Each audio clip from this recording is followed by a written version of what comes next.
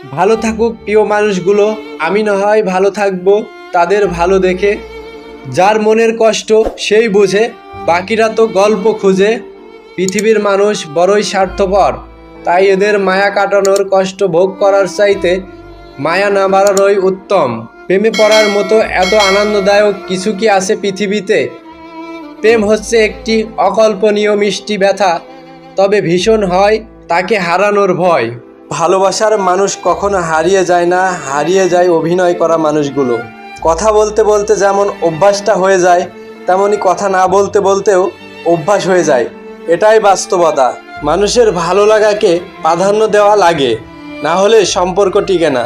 সম্পর্ক শুধু একজনের ভালো লাগার জন্যই অন্যজন অন্ধের মতো ভালোবেসে যায়। যদি ভিডিওটি ভালো লাগে তাহলে চ্যানেলটি সাবস্ক্রাইব করুন, ভিডিওটি লাইক দিন, শেয়ার করুন আপনার বন্ধুদের সাথে এবং আমাদের ফেসবুক অথবা ইনস্টাগ্রাম পেজ ফলো করে আমাদের সাথেই থাকুন। কারণ আপনার জীবন পরিবর্তন করতে সব সময় পরিবর্তন আছে আপনার সাথে।